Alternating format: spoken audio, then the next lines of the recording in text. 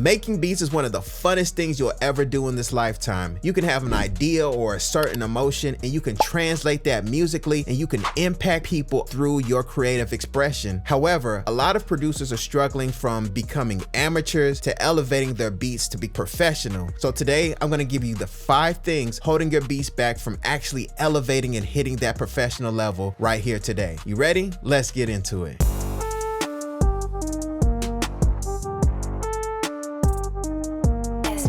Number 1, we have sound selection. Now, if you have poor quality sounds to begin with, it's gonna be difficult to have a good mix and a good feeling beat in the end. So you wanna make sure that you take the time to actually develop and build your library of sounds. And that could come from getting different kits and also tweaking them, stacking them together, playing with the EQ and the pitch, playing with different types of plugins to get your sounds sounding the way that you want them to. Sometimes I hear producers just using stock sounds that really don't have too much life to them.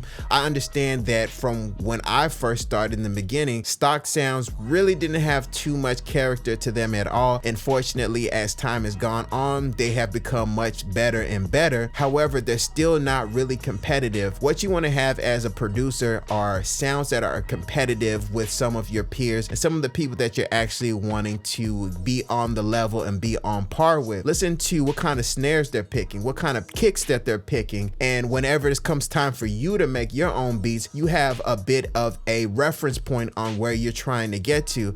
Now, I'm not saying that you need to be a carbon copy of your favorite producers. Please don't misconstrue what I'm saying.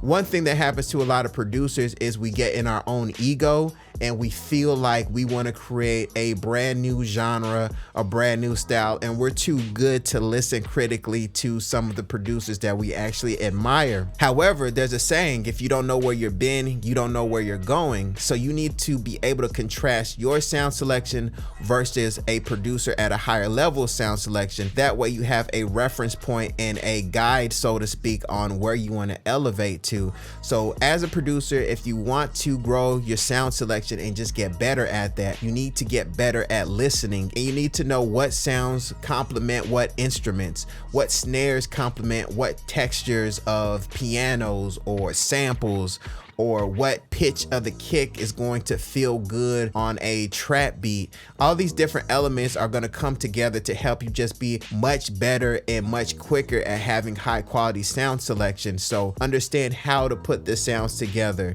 how to pan the sounds, how to affect the sounds with different effects, and how to leave space in the mid-range for the vocal. All these different things, all these different skills, you can help yourself to get to that point. And also, of course, you can submit your beats to the Heat Check Live Beat Review Show, currently going on Fridays. So make sure you click the link in the description and I'll be glad to help you with your sound selection as well. All right, number 2, if you want to get better, get your 808s or bass in key. That's right, I can still always hear right off the bat an out of key 808. It just pokes out totally to me. And I've been there, you know, I've been at a position where it's been challenging for me to hear 808s and bass, whether or not they're in key.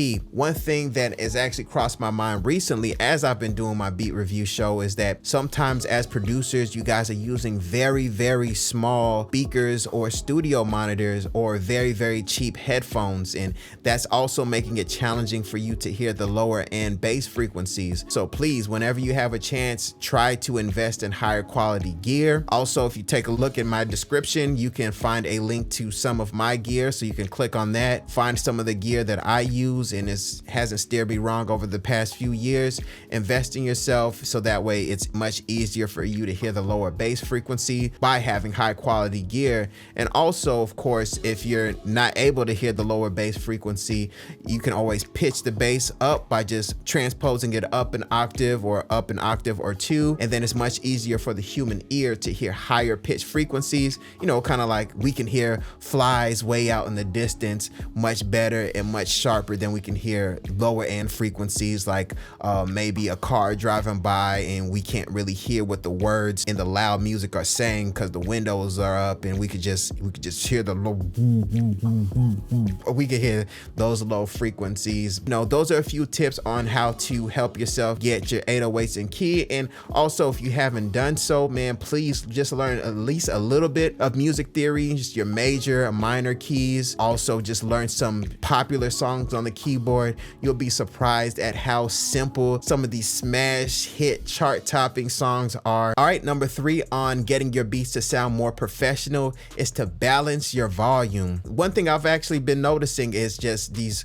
weird volume spikes that I've been hearing on different producers' beats. You know, the beat will be going well, then out the blue I'll just hear like a loud snare or a loud vocal sample or just random percussion that's just substantially louder than the rest of the beat, and that just totally throws off the vibe. You know, as producers, as music fans, we want to be pulled into the beat and not pushed out of the beat. So if the beat is having these random sounds that just kind of throw us off because it's not balanced, then that could really make your beat sound unprofessional and then make it sound like you're somewhat new to the music production process. So what you want to do is actually balance your sounds. You know, take some time to balance your volume.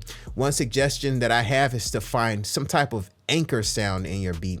What I mean as an anchor sound is a sound that you always know it's at this point in your mixer. For me personally, I like using my kicks as my anchor point. So I always know where my kick is volume wise. So if I add strings, if I add pianos, if I add anything else to the beat and it just feels like it's taking up more headroom, I'm not going to push up my kick because I know I need to keep my kick at this point. I know I need to pull everything down. I might need to scoop out some of the low mid-range in the piano.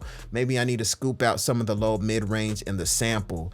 Maybe I need to pan the synth out the way a little bit left or a little bit right. And those are the things that are starting to clutter up the mix. But I still know that my kick is right there at that point that I set as the anchor. So that way I'm not lost. I always know where I am. That's my North Star. And that also keeps me balanced. And if I add a new sound, I know where it needs to be in relation to the kick. So that keeps the volume balanced. So guys, please, whenever you're cooking up beats, try to create some type of anchor sound, some type of point where you always know it's at this dB. So that way you don't have sounds that are all the way up here and all the way down here and all the way up here. That's gonna totally make things just feel scattered and kind of mushy and without any real focus. It takes some time to do that. You know, you're gonna have to keep practicing it, but like they say, practice makes perfect. Keep cooking up those beats and make sure that you keep them balanced so it sounds professional. All right, number 4, we have structured arrangement. So if you want to have your beat sounding professional, you can't have the arrangement be all over the place. You know, I understand as a producer, we want to explore. We have all kinds of different pads and samples and just, man, we have like literally unlimited options these days. It blows my mind sometimes how many sound options we have these days as opposed to when I started. It was definitely very limited. So with that, there comes the temptation to just make your beat with all kinds of different sounds without any real structure. The intro is this length, the hook is real short or super long, or the verse is real short and super long, and then random sounds just keep getting added. So it's almost like the music is for some type of video game because it's not structured for a verse and a hook and a verse and some type of breakdown and an outro. It's kind of all over the place. It's kind of just like freestyling. There's no structure. Artists, you know, rappers like to freestyle sometimes, and like freestyling, you can freestyle beat make where it can be kind of cool and can be kind of enjoyable, just like freestyling outside with your friends. But if you want to get professional, you need to learn how to structure the beat, how to create an intro, how to create a drop, how to create tension, how to understand that less is more, not add too many sounds. And when you do add sounds, it's tasteful and it's in a way that enhances the vibe and the feel of the beat, as opposed to just starting one way and then moving into a totally different sound in a way that's not really artistic. You know, it's kind of like watching a movie and then you keep watching the movie and then you start to lose the plot. You don't know what's going where. Maybe a comedian jumps in and the color correction is a bit different. It's like, okay, technically things are visually good, but it's like there's no real structure to the story. So I'm kind of lost. Like, this is okay, but I don't really know where I'm going and I don't really know where I'm at. And it's similar to watching a movie. It's like that with music production and beat making. The people, the artist, the songwriter needs to know where to jump in, where to go where to create the hook. And if you don't really have that structure, they can just get lost, they can get confused, and that could lead to the beat being passed up. And also that's gonna lead to them perceiving you as not really being a professional producer who understands structure. You know, sometimes recording artists get so tuned into the music production that we make that they feel like we're speaking to them musically. And, you know, I've had artists get, you know, really emotional, like, man, I just had to, you know, pull my car over and it just, man, this just touched me so much. So as a producer, you definitely want to elevate to that point, but to be able to elevate to that point of professionalism, you need to understand structure and how to make the beat appealing for an artist to create a song to it. Because remember, guys, we're making the beats for recording artists. The last instrument is the human voice, so leave space for them and create a structure for them. All right, and number 5, if you want to make your beats sound professional, you want to make sure that you have smooth top end. So what do I mean by having smooth top end? Smooth top end is just pleasing high end to the beat. The hi-hat sounds smooth, the synth sounds smooth. It doesn't feel jarring and harsh and brittle to the ears. And a couple ways that harsh sound can come is through digital distortion, or just totally letting your beats hit the red inside your DAW's mixer without any type of, you know, headroom.